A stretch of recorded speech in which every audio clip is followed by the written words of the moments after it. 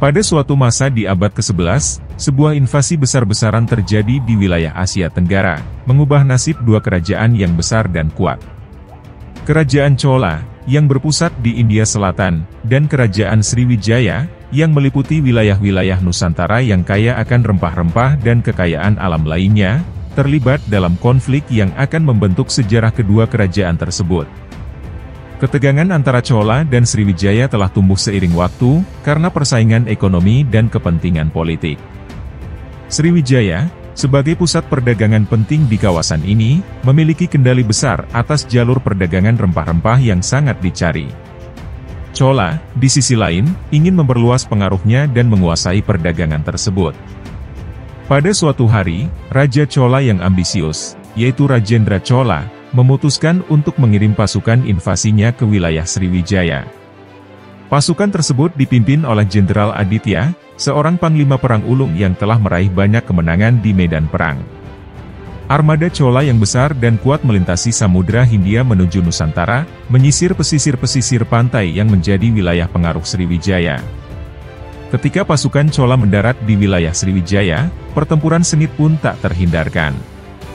Pasukan pertahanan Sriwijaya yang kuat di bawah pimpinan Jenderal Mahesa, mencoba sekuat tenaga untuk melawan invasi tersebut.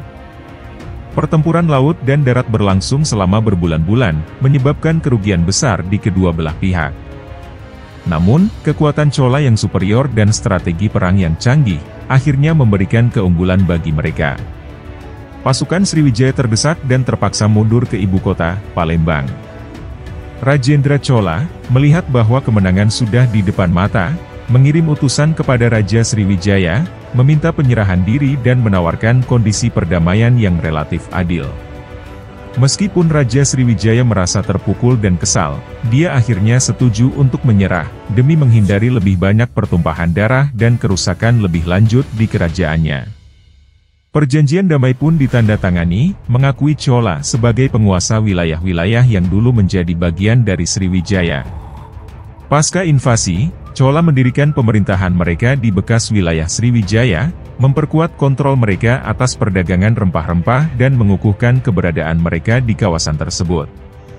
Sementara Sriwijaya, meskipun terdesak, tidak benar-benar hancur, dan beberapa penguasa setempat masih mempertahankan otonomi terbatas di wilayah-wilayah tertentu. Invasi kerajaan Chola ke kerajaan Sriwijaya menjadi salah satu babak penting dalam sejarah Asia Tenggara, menciptakan perubahan besar dalam lanskap politik dan ekonomi kawasan tersebut. Berikut adalah kisah invasi kerajaan Chola ke kerajaan Sriwijaya.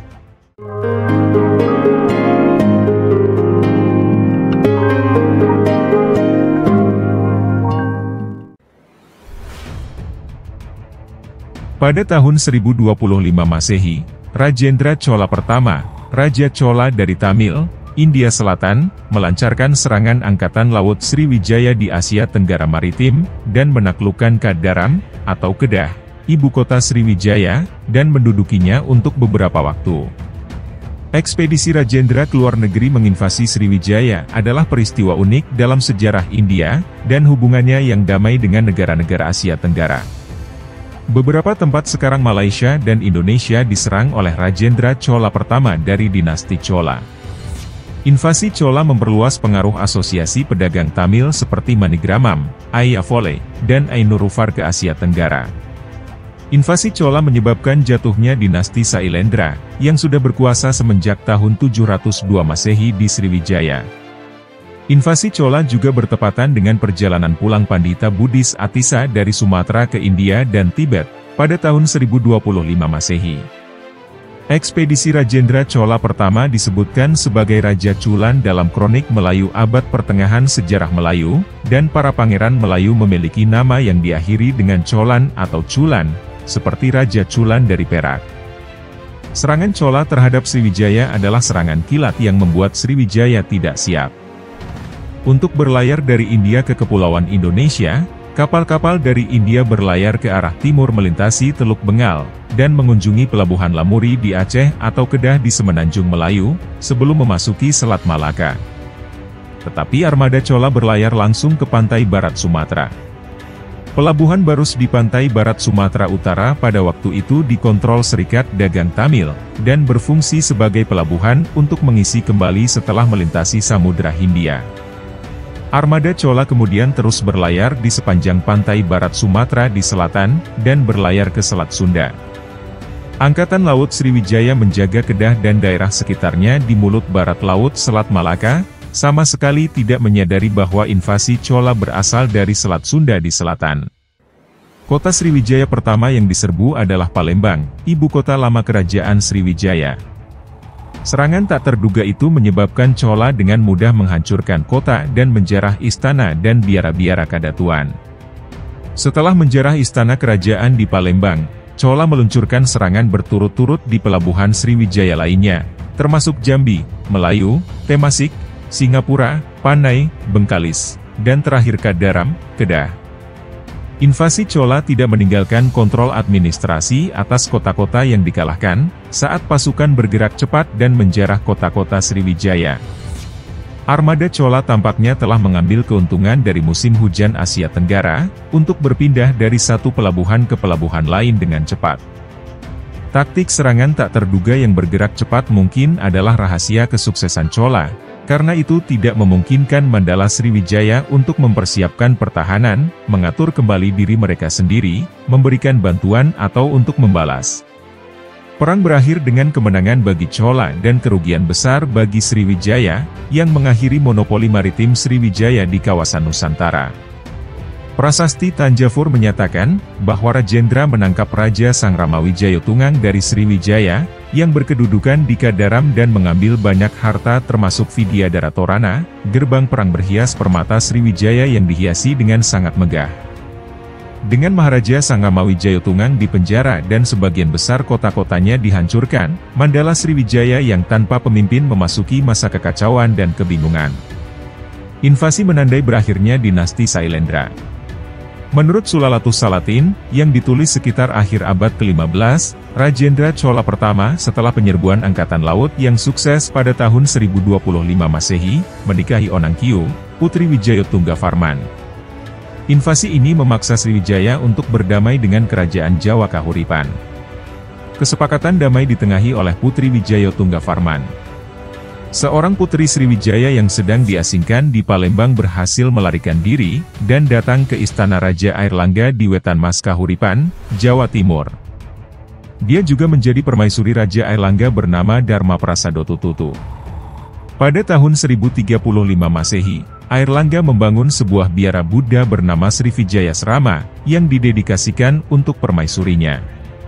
Meskipun hancur, Mandala Sriwijaya masih bertahan, sebagai invasi Chola akhirnya gagal menempatkan administrasi langsung atas Sriwijaya, karena invasi itu singkat dan hanya dimaksudkan untuk menjarah.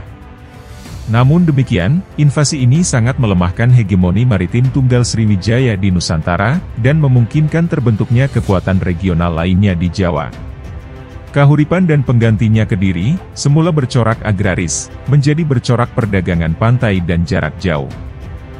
Sri Deva dinobatkan sebagai raja baru dan kegiatan perdagangan dilanjutkan. Dia melanjutkan pengiriman utusan ke Tiongkok pada tahun 1028 Masehi.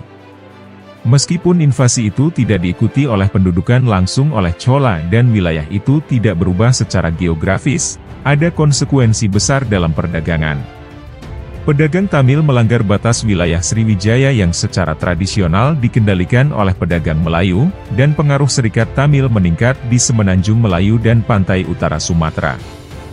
Dengan semakin banyaknya Serikat Tamil di wilayah ini, hubungan meningkat antara Sriwijaya dan Cholas.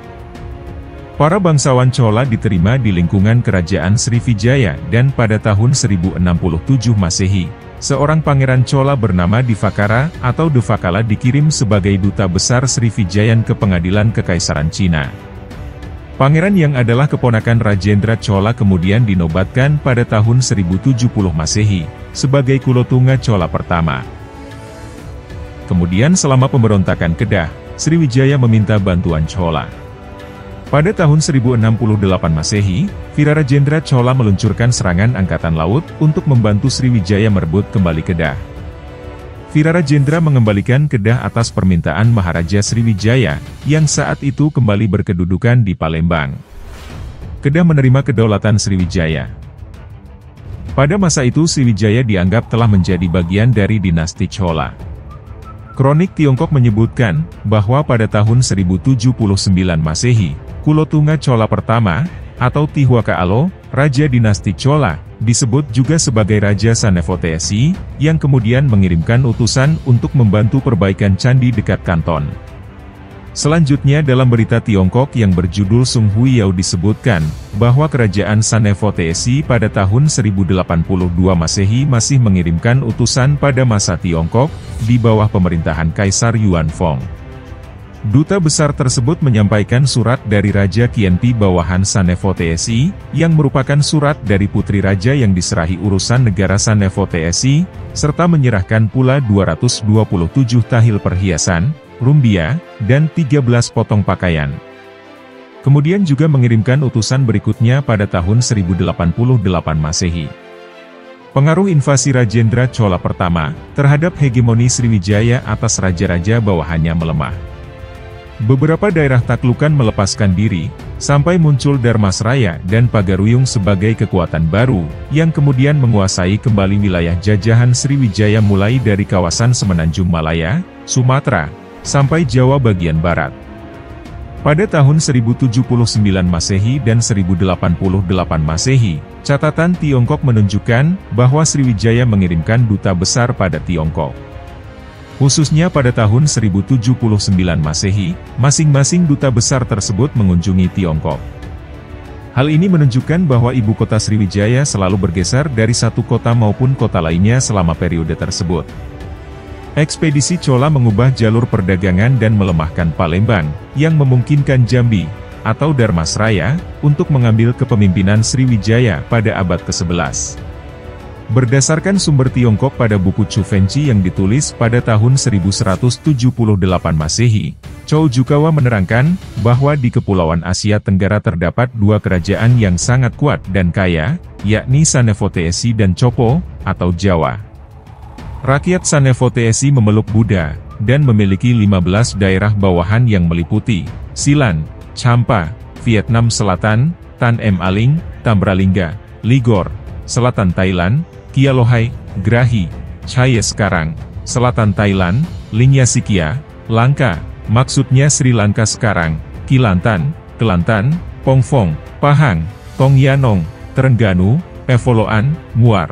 Sekarang Brunei Darussalam, Jiloting, Cherating, Pantai Timur Semenanjung Malaya, Sian Mai, Muara Sungai Kapuas, sekarang Pontianak. Paktea, Sungai Paka, Panai, sekarang Bengkalis, Riau, Lanwuli, Lamuri di Aceh, Pak Lin Fong, Palembang, Qianpi, Jambi, dan Sintu, Sunda. Chow Jukawa juga menggambarkan di Chopo, atau Jawa, dia menemukan bahwa rakyatnya memeluk agama Buddha dan Hindu. Penduduk Jawa sangat berani dan emosional. Waktu luangnya untuk mengadu binatang. Mata uangnya terbuat dari campuran tembaga dan perak.